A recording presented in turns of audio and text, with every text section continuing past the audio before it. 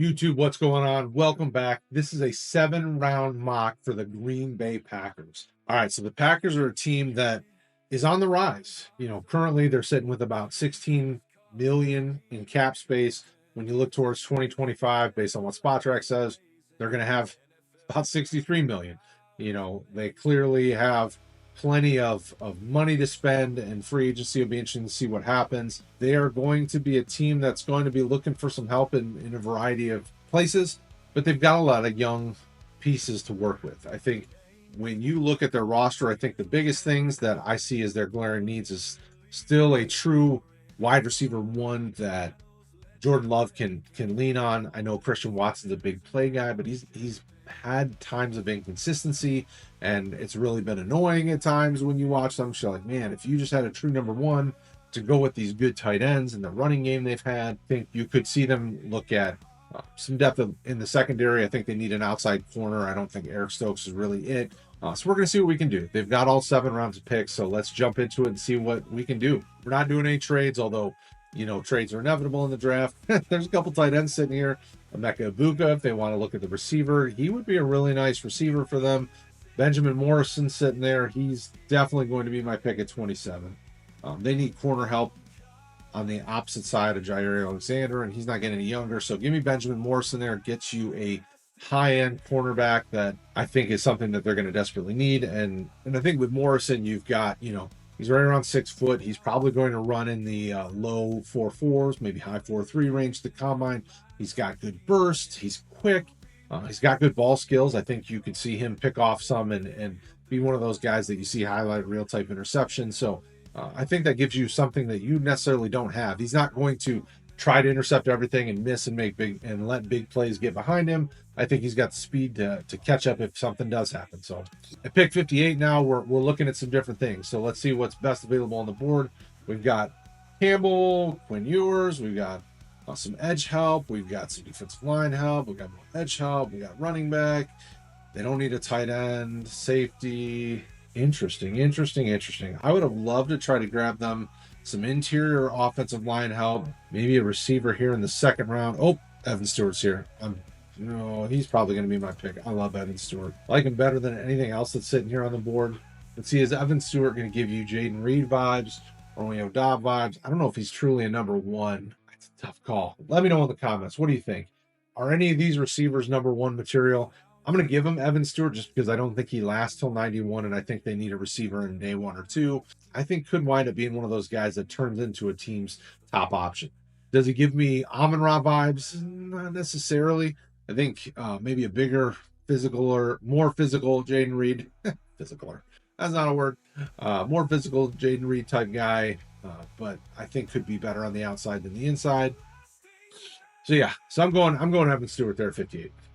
Now, coming back at 91, this is one of those things where you really could see them go in a few different directions. They've got a lot of pieces here that I like. All right, so let's look at what do they got. So Van Ness, Quay Walker. I'm thinking linebacker here, but now I got Edgerrin, Cooper. I think Hopper's an intriguing guy. Gosh. Okay, so I'm probably not going to jump on that. Got safety. Not going to do safety. Ooh, there's another one. You guys tell me what you think. What are we doing here at pick 91? Really want to get them some offensive line help. Let's see what they've got.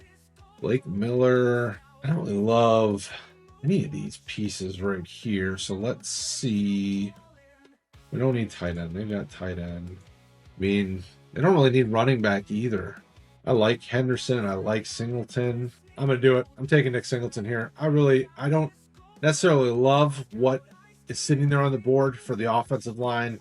They don't necessarily need linebacker or safety. We took a corner already. So I'm going to get a guy that I think has a lot of upside. And, Josh Jacobs is not a young running back. He's had a lot of tread on the tires.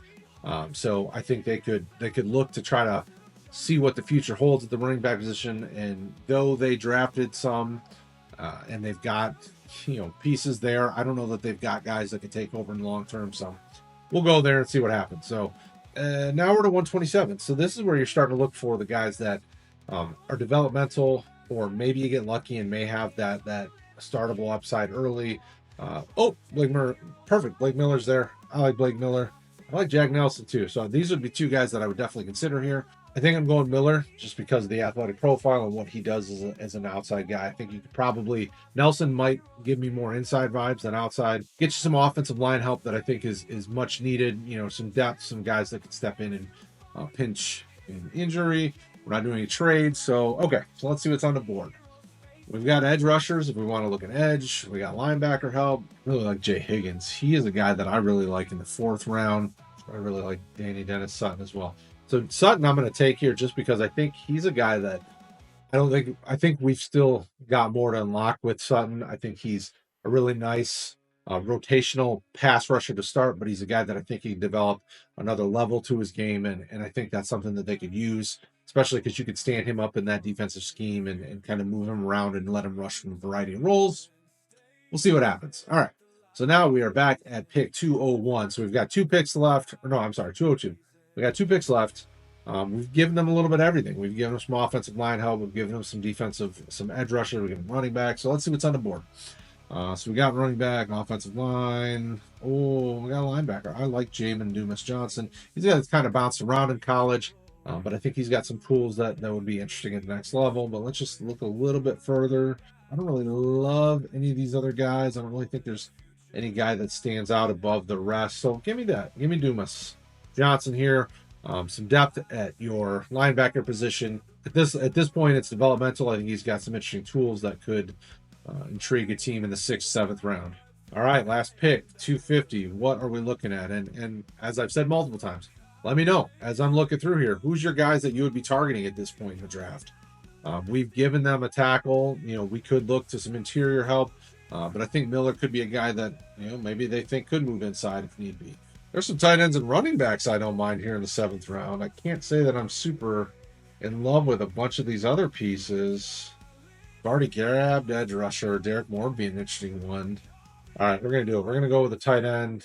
I mean, how can you turn away a Notre Dame tight end? We're going to do it. We're going to take Mitchell Evans. I think Evans is one of those guys that I think in the end, you'll see him as a nice depth piece that will get some run here and there, maybe in case of an injury. I don't necessarily know if he'll develop into the next great Notre Dame tight end, but, you know, in the 7th round, I think it's interesting, you know, especially as much as they use their tight ends in that offense. You want to make sure you're covered for injury. Obviously, Luke Musgrave has not stayed healthy, so that covers you in case of a Tucker Kraft injury.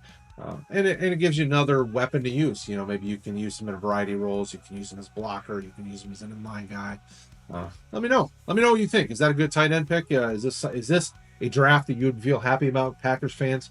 Let me know in the comments, and I'll talk to you later.